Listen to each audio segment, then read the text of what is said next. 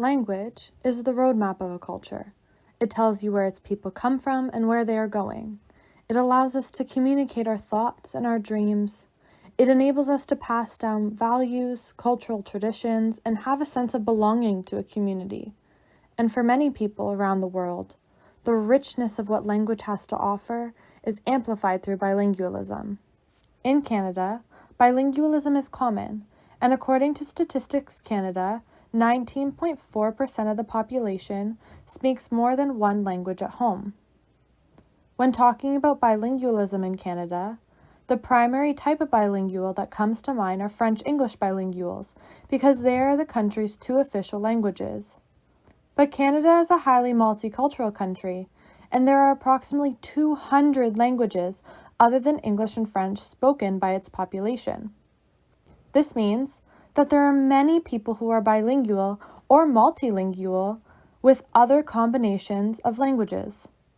In Canada, languages other than English and French are classified as minority languages because a smaller proportion of the overall population speaks them, and because these other languages don't have the same level of government and educational support. This video focuses on a particular type of bilingual in Canada, children whose families have moved internationally and whose first language is considered a minority language in Canada. For the purpose of this video, we will refer to the minority language as the home language and English and French as the community languages. For the children in these families, they are educated in English or French depending on where they live in Canada. Therefore, their English or French learning is most often emphasized. But what happens to their home language?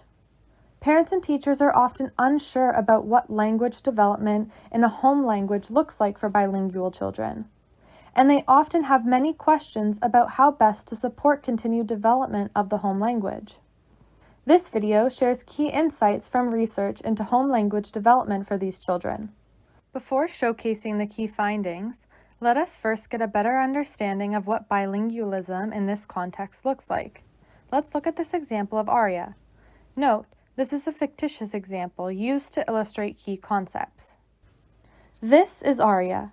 She is 8 years old and lives in Ottawa, Ontario with her mother, father, and older brother Safa, who is 10 years old. Aria's parents were born in Iran and received most of their education in Farsi, which is their first language. They immigrated to Canada in their early 20s, where they then started their family. This means that Aria and Safa are both second-generation Persian immigrants. Aria's parents want their children to be able to speak Farsi as well as English. The neighborhood where the family lives is predominantly English-speaking, so the children hear and use English in the neighborhood, with their friends, and at school. Aria and Safa's parents try to only use Farsi with the children at home. The children also attend Farsi classes on Saturday mornings, and they hear Farsi at cultural events held once a month. Given all this exposure to Farsi, Farsi is still a minority language in this context, and there is still much more support for English than for Farsi. This is best illustrated through a typical day for Aria. When Aria wakes up, Aria and her mom talk about their plans for the day. Her mom helps her pick out clothes, and they discuss what she would like to eat, all of which is done in Farsi. Then Aria goes to school where she speaks English all day. Today in science class, she learns about the plant cycle.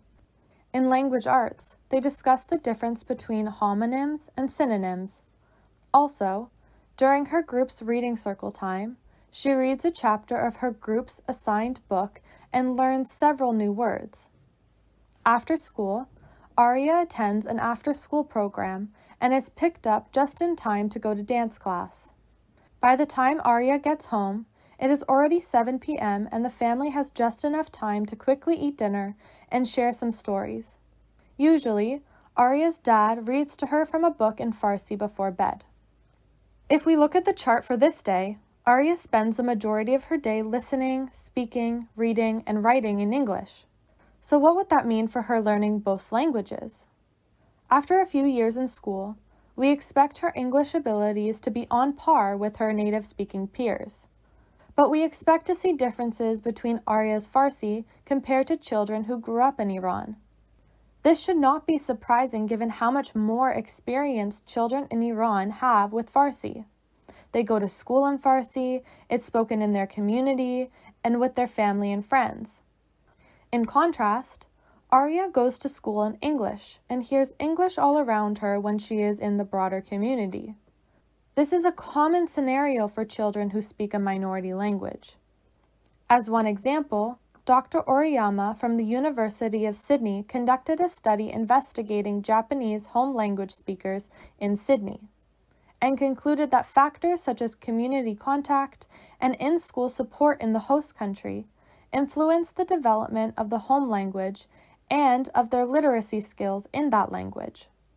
Dr. Oriyama found that as bilingual children get older and become more English dominant, they gain a wider range of English vocabulary, but they experienced difficulty expanding their vocabulary in Japanese outside of the home and community contexts. Crucially, Dr. Oriyama emphasized the importance of understanding these differences between the bilingual children and the native speakers in order to provide better support of the home language. Thus, given the different language experiences children have, it is likely unreasonable to expect children like Arya to develop the same kind of Farsi as children in Iran. But that doesn't mean that she is unable to learn Farsi. It simply means that the opportunities for English learning are much greater since it is a majority language. Accordingly, we expect differences between Arya's English and Farsi abilities. Importantly, though, these differences are normal in this type of bilingual context and should not be discouraging. Learning two languages is different from learning just one and requires time and exposure to both languages. This can be hard to do in a majority language, minority language context, like that of Arya's family. But remember, there are so many amazing benefits to maintaining your home language. One focus in research about the benefits of home language maintenance is the interdependence found between a home language and the community language. Interdependence is a theory that states that having a strong first language helps to support learning another language, in this case, the community language. Dr. Paradis, a leading expert in bilingualism, discussed this in her recent summary chapter. As she explains, several studies have suggested that when children have strong home language skills, this supports their development of oral language skills, academic abilities, and literacy abilities in the community language. Thus, even when the goal is to support the community language, supporting the home language can be beneficial. Of course, there are several other important reasons for maintaining home languages. They have value in and of themselves for these children and their families. One of these reasons is cultural identity, which is highly related to language. Going back to Arya and her family, every Saturday, Safa and Arya would attend weekend Farsi classes. There, they would learn how to read, write, and speak in Farsi. They got to practice their abilities with other kids and also with the teachers. Additionally, every month, Arya's parents would take them to various Persian cultural events, where they not only practiced their language, but also learned about Persian history and cultural traditions. These opportunities help Safa and Arya feel connected to their Persian heritage. Dr. O from the California State University and Dr. Fulini from the University of California conducted a study that showed that children with limited proficiency in their home language experienced feelings of isolation from their cultural community, and this has a negative impact on the development of their ethnic identity. By diversifying Arya and Safa's language experience, they have become more confident in their abilities to speak Farsi and continue to feel connected to their heritage. Another reason why maintaining the home language is important is because it contributes to the child and family's well-being. Collectively, research has found that there is a positive link between the child's well-being and home language maintenance. Dr. Mueller and colleagues from the University of Cambridge examined existing research on this topic and concluded in their scoping review that children with knowledge of their home language were able to communicate better and have richer conversations with their parents compared to children with reduced knowledge of their home language. Proficiency in the home language appeared to have a positive impact on the relationships within the family. They also found that maintenance of both the home language as well as the community language were essential for children's mental well-being. Feeling a sense of connection to both cultures is important for children. It is imperative that the home language is supported, but knowing how to support home language development can seem like a daunting task. An important starting point is knowing that no one gets a language for free. We often hear this cliché that children soak up language like a sponge. This tired phrase suggests that bilingualism at a young age should be simple and easy. But learning a language takes time and practice for everyone, including children. If they are not given sufficient opportunity to hear and use the language, their language abilities will be different than what might have been expected. For parents of minority language speakers, some ways to encourage home language development include speaking that language at home and using the home language and not the community language to discuss challenging topics like culture, science, and history. These rich discussions will help your child to expand their vocabulary in the home language. A few tools that Arya's parents implemented were bringing their children to cultural events and weekend minority language classes to expand the amount and variety of Farsi their children learned. For educators and clinicians working with children from immigrant backgrounds, some useful strategies include having books in the student's home language in the library or classroom, providing resources for language activities in their home language, and most importantly, supporting and reassuring parents of the benefits of teaching their children their home language.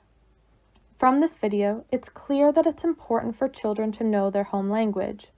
Continued home language development, and thus bilingualism, has many benefits, including supporting overall well-being, cultural identity, and supporting a minority language of that region.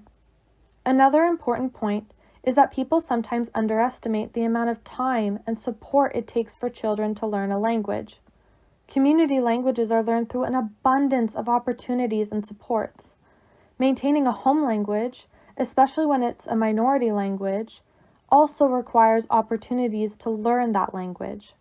When the amount of opportunities to hear and use the home language is lower, differences in children's language skills can occur.